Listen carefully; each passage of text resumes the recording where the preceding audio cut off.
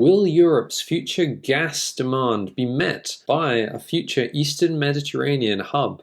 Today we take a look at the ambitions of the Eastern Mediterranean region, and we give an update since our last video. I'm Ben Duncan, and I hope you enjoyed this TROVE video. Significant news for the region has been in the waters offshore Cyprus and Egypt, so we'll take a look at those first. Very significant news for Cyprus. It is now on a pathway to joining the gas-producing nations of the world.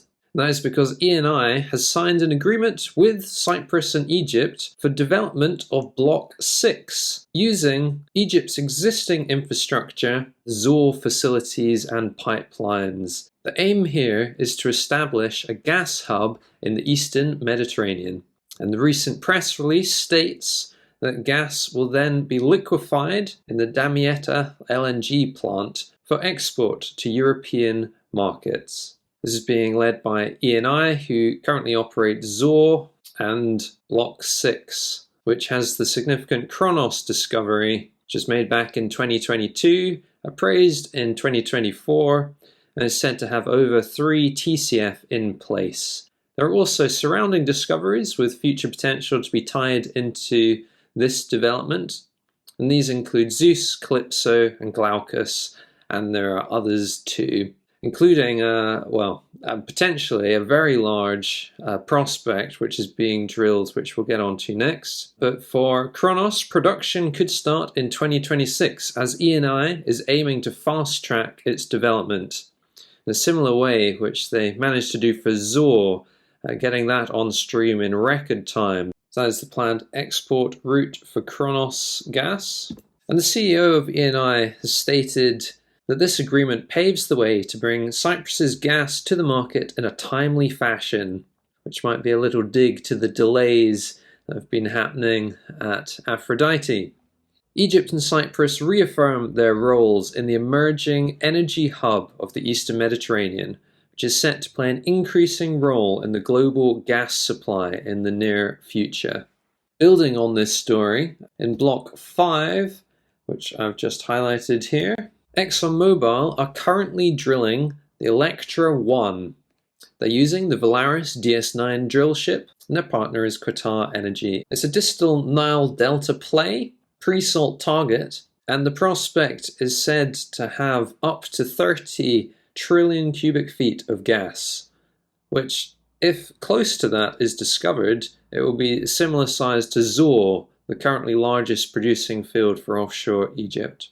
An additional well is planned after this one, targeting a prospect called Pegasus on a carbonate buildup in Block 10, another potential to be tied into this wider development. We've mentioned it already, and there's been progress for Aphrodite.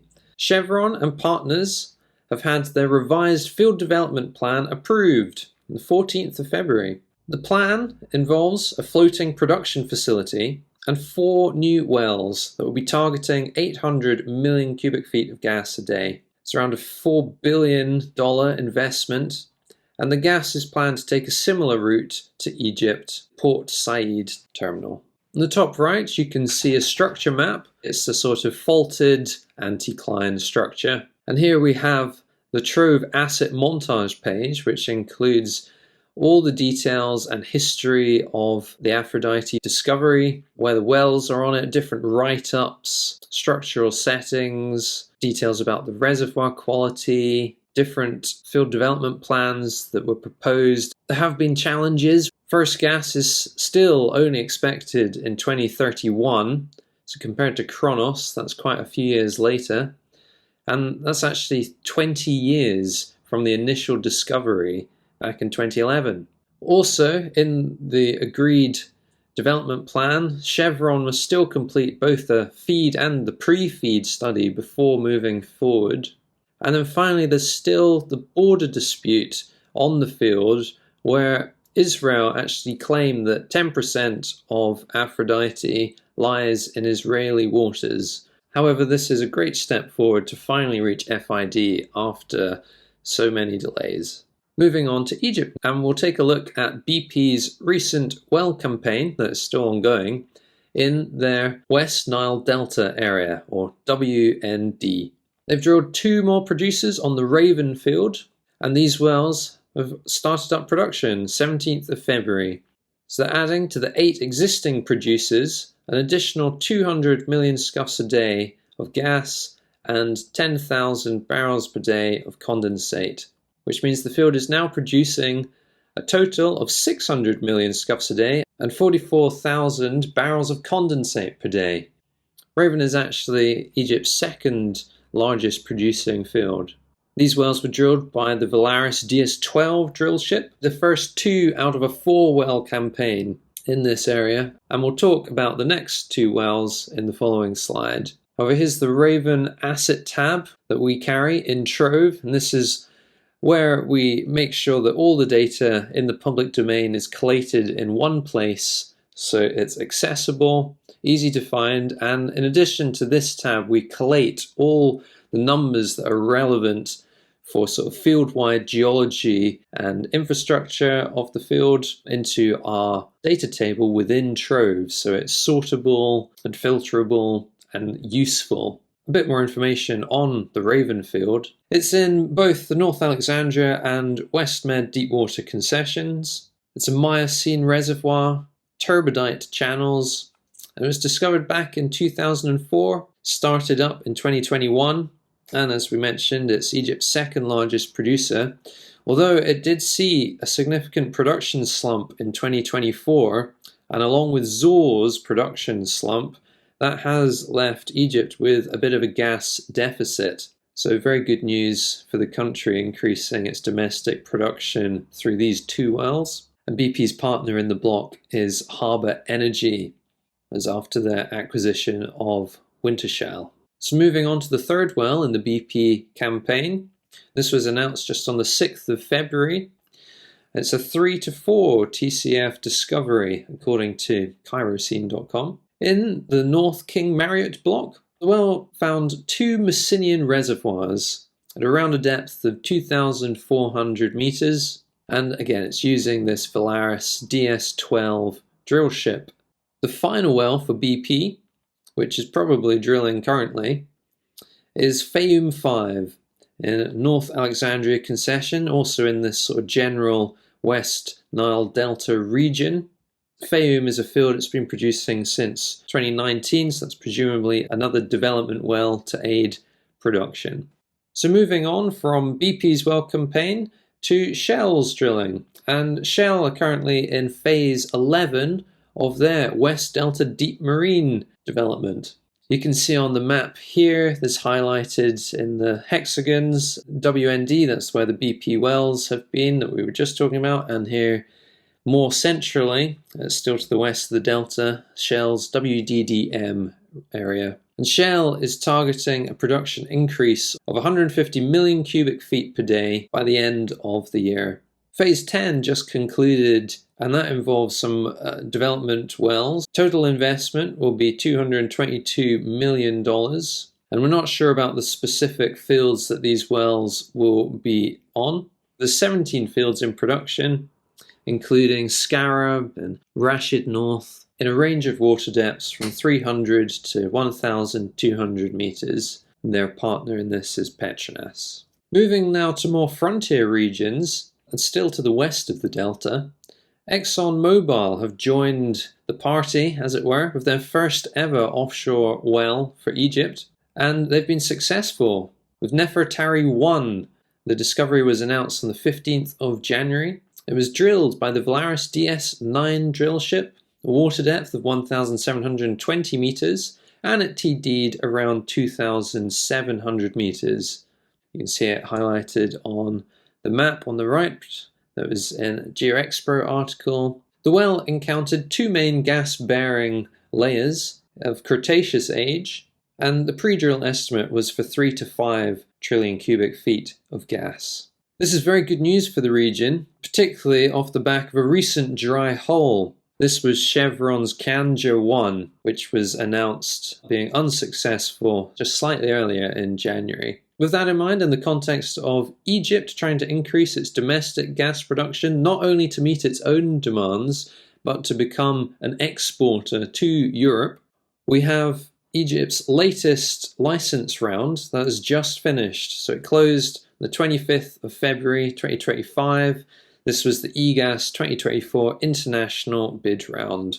Looking at the map, the red blocks were those on offer, the existing licenses for the region. Yellow, we have sort of exploration licenses. A few of these we've talked about wells in just now.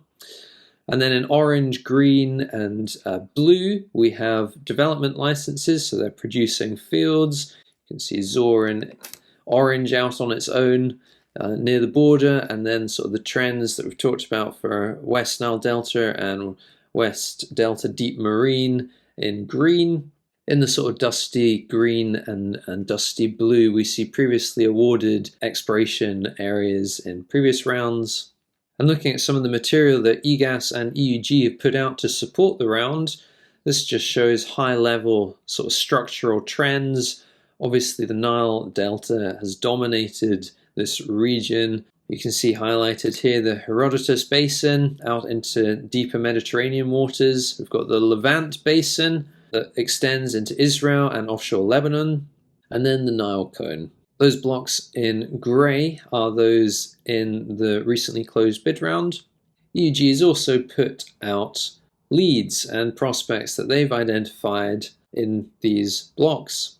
You can see they range from Cretaceous age through to Pliocene. This is obviously the opposite way around to normal, with the oldest rocks normally being shown at the bottom. One thing to note, you might be tempted initially to think that these are Pliocene leads just on the shore of the Nile Delta, which would be confusing because we'd expect to see them as the delta builds out into deeper waters. That's in fact just bodies of water. It's slightly unfortunate colouring. There's a range of ages of these prospects and leads. So here we've got Oligocene and Miocene and Messinian leads in deeper waters than the typical producing fields of this region currently. This geoseismic was also put out to support the bid round, and it shows just some of the main plays for the Nile Delta area, obviously dominated by this clastic supply. Both transgressive and regressive sequences will have been happening. You can see this Pleistocene sort of shelfal build out, where there are some reservoirs in younger rocks such as Denise and Happy, and then the delta was building out where it was younger throughout the Pliocene into early Pliocene. Abu Madi is a field that was a bit of a play opener for the onshore Nile Delta. And then we have Messinian age, which is latest Miocene.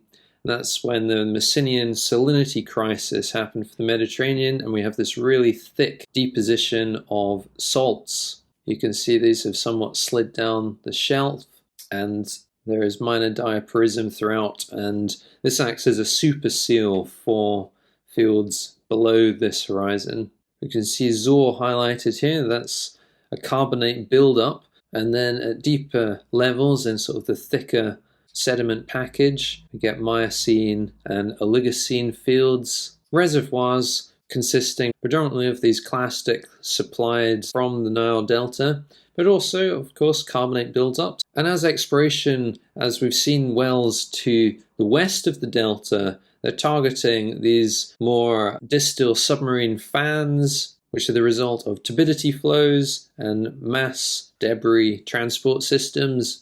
It's interesting as we see exploration targeting these huge clean sand bodies that are sorted from these massive processes. We see great success, and obviously offshore Namibia and Guyana targeting such plays, but we might not think of them as available in the Mediterranean. However, they are, and it's an underexplored region, and so it's good to see drilling in that area.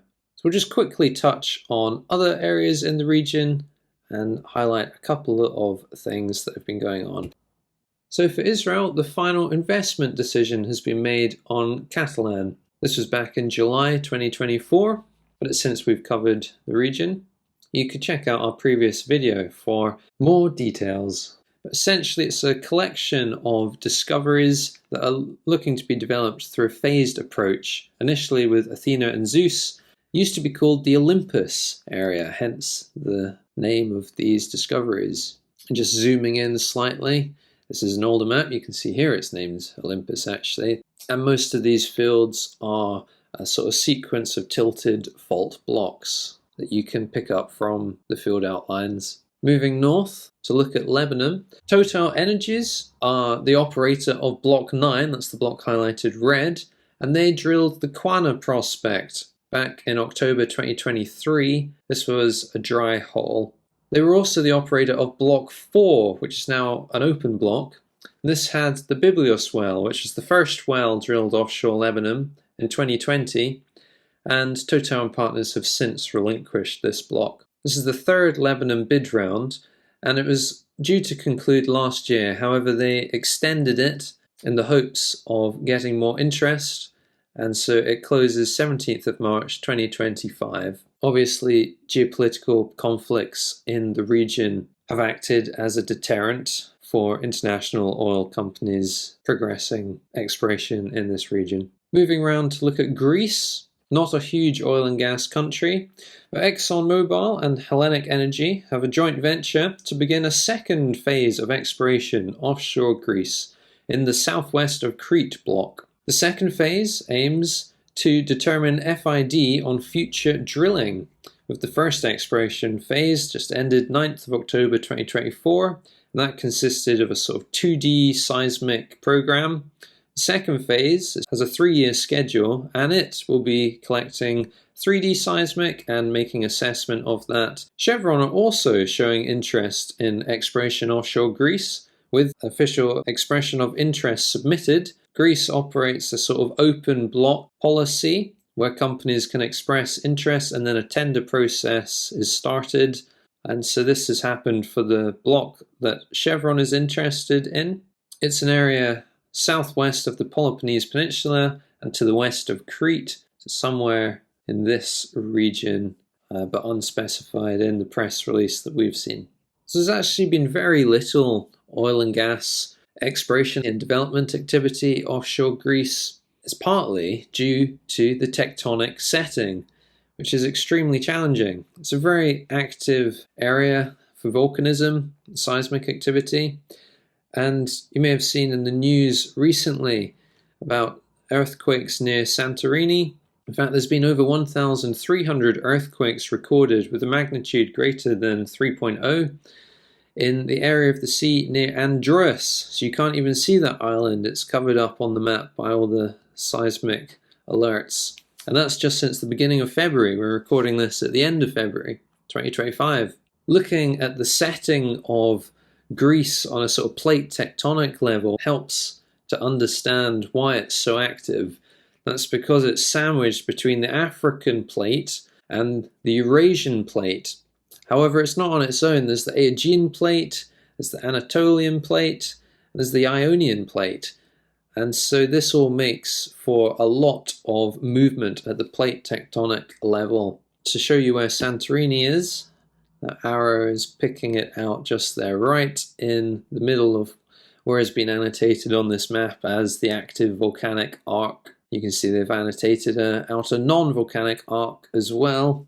However, Greece does have one field that's been developed and is producing, or rather looking at being turned into a carbon capture and storage area, and that's in the north. Going back to TROVE, which is always our starting point for research in these areas. This is the tab for Cronos, where you can find information on the reservoir, the structure, its production, and the future plans for the potential CCS development. So, to conclude, the region is looking to make a name for itself as a gas exporter. Egypt, however, have their own domestic gas supply challenges to meet before they can focus on export. But with additional gas from Cyprus and Israel, they are seeking to establish themselves for LNG export. We haven't mentioned Turkey much. They have had some wells in their non-contested waters of the Eastern Med, but no discoveries announced. And it's been a while since their aggressive drilling campaign in contested waters offshore Cyprus. Since those couple of wells, the EU Council has imposed restrictions in response to that drilling. To summarise the key stories we've talked about, Cyprus is scheduled to join gas-producing countries from 2026. Egyptian production is increasing, particularly in the West Delta, both for the BP areas and West Delta Deep Marine for Shell. Exploration offshore Greece remains slow, however, there is progress. Israel continues to develop its existing discoveries, and Lebanon is hoping to follow in the coattails of its neighbours. This remains a very exciting region of the world, particularly for gas production, and if their goals are achieved, gas export. Thank you for watching. I hope you found that interesting. Please hit the like, subscribe, and ring the bell. Hope to see you back on our channel before too long. Bye for now.